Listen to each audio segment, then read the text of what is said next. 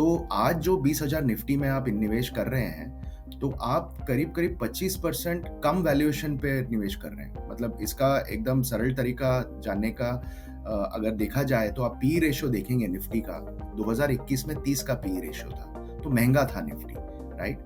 आज 20,000 क्रॉस करने के बावजूद निफ्टी का जो पी रेशियो है वो 21-22 है। सभी को नमस्कार। मैं अवनी राजा और आप देख रहे हैं इन्वेस्ट स्मार्ट, एक ऐसा शो जहां हम आपके पैसे, आपकी बचत और आपके निवेश से संबंधित सभी चीजों के बारे में बात करते हैं।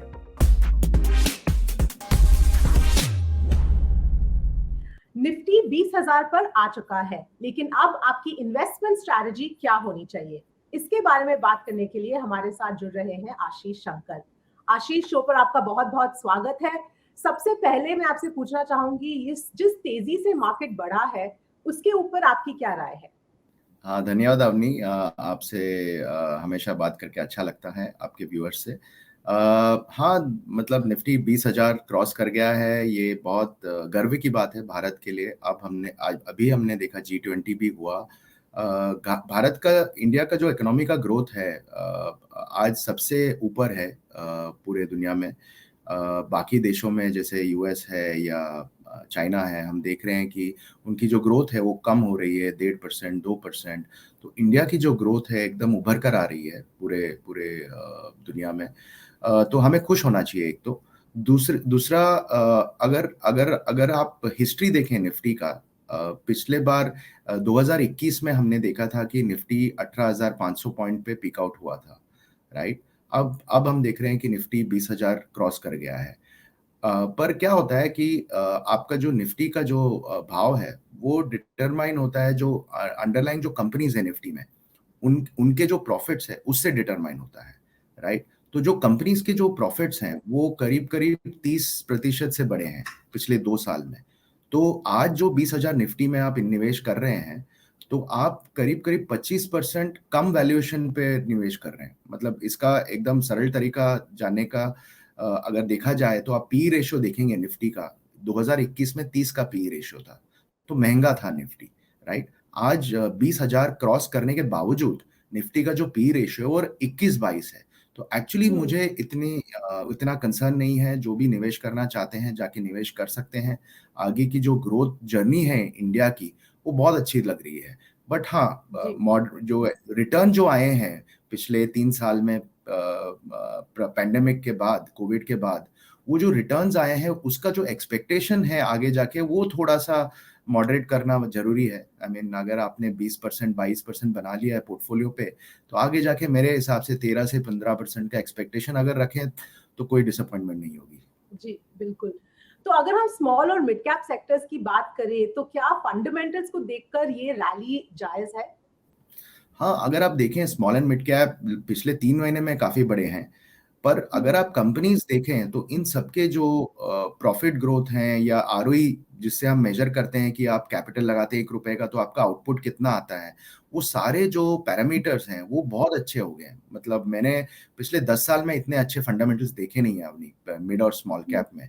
तो हालाँकि हुँ, भाव थोड़ा आगे भाग गए हैं, बट मैं हमेशा बोलता हूँ अगर आप बुल मार्केट में हैं और 5-6 साल 7 साल की अगर तेज़ी है, तो अक्सर ये होता है कि कभी-कभी क्या है भाव थोड़े आगे भाग जाते हैं प्रॉफिट से और कभी प्रॉफिट आगे होते हैं। तो ये चलता रहेगा cat and mouse game, profits और भाव का कैचअप का। पर मेरे हिसाब से इतनी चिंतादायक चीज़ नहीं है। जो भी इन्वेस्टेड हैं वो इन्वेस्टेड रहें। पर यही यही आप डिसाइड कर लें, देख लें आपके पोर्टफोलियो को कि जो कंपनीज़ जो आपके पोर्टफोलियो में है वो अच्छे कंपनीज़ हैं। क्योंकि क्या होता है कई बार जब मार्केट तेज़ी से ऊपर जाता है तो बहुत सारे कंपनीज़ जो अच्छे कंपनीज़ हैं, खराब कंपनीज़ हैं, खराब माने फंडामेंटल्स के हिसाब से, सारे कंपनीज़ वो अच्छे करते हैं, राइट? बट जब करेक्शन आता है तो जो खराब कंपनीज़ हैं फंडामेंटल्स के हिसाब से, वो जब करेक्ट होते हैं, फिर उनके भाव वापस नहीं आते हैं।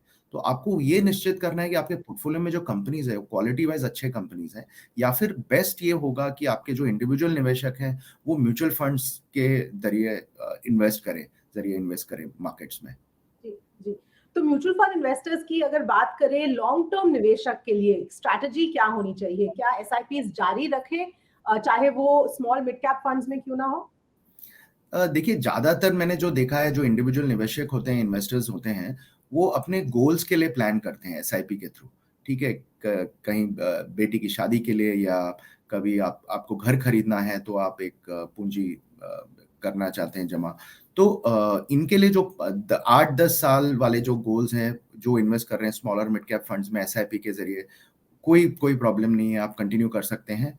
पर अगर यदि आपको पैसे चाहिए 4 साल बाद, 5 साल बाद, और आप लमसम इन्वेस्ट करना चाहते हैं, तो मैं मानता हूँ कि फ्लेक्सी कैप फंड जो कैटेगरी है, वो बहुत बढ़िया कैटेगरी है, क्योंकि वहाँ पे क्या है, जो फंड मैनेजर है उनके पास पूरी फ्लेक्सिबिलिटी है कि वो लार्ज कैप में निवेश करें, मिड कैप में करें या स्मॉल कैप में करें।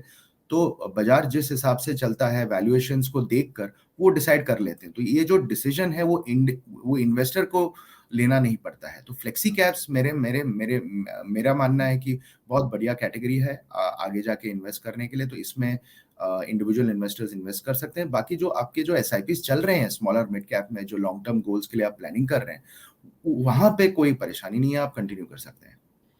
जी, और आशीष, जो निवेशक इस वक्त मार्केट में आना चाहे, चाहे वो एसआईपी शुरू करना चाहे, तो उनके लिए क्या स्ट्रैटेजी होनी चाहिए, लमसम या फिर स्टैगर्ड एसआईपी?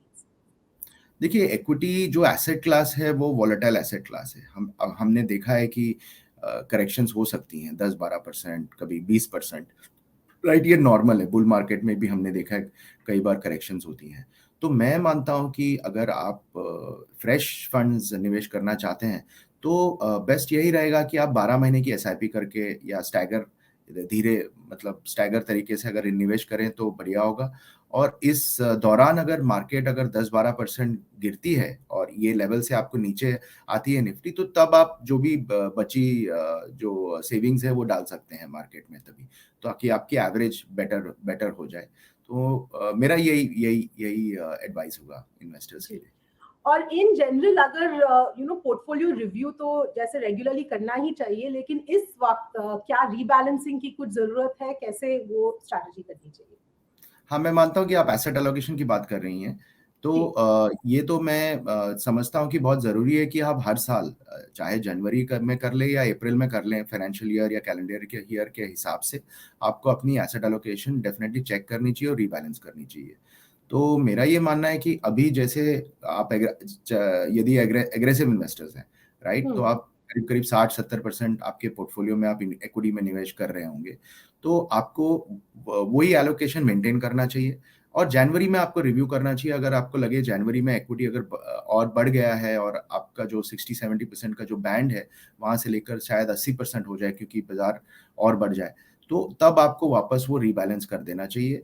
और ये हर साल करना चाहिए, ये बहुत जरूरी एक्सरसाइज है। इससे क्या होता है कि पोर्टफोलियो की वॉलेटिलिटी कम रहती है, और जैसे करेक्शंस आती हैं इक्विटी मार्केट में, तो ऑटोमेटिकली आपको लोअर पॉइंट पे एंट्री मिलती है और वाइस वर्सा हायर पॉइंट में आप एग्जिट कर जाते हो, क्योंकि आप रीबैलेंस करते हो जब इक्विटी बढ़ जाता है, और जब इक्विटी घट जाता है तो आप डेट से लेकर इक्विटी में निवेश करते हैं। तो ये रीबैलेंसिंग बहुत बहुत जरूरी है।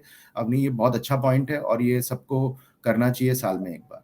जी बिल्कुल। आशीष, हमारे साथ जुड़ने के लिए और ये सारी जानकारी के लिए धन्यवाद। हमारे दर्शकों के लिए आज के लिए सिर्फ इतना ही, मिलेंगे अगले हफ्ते।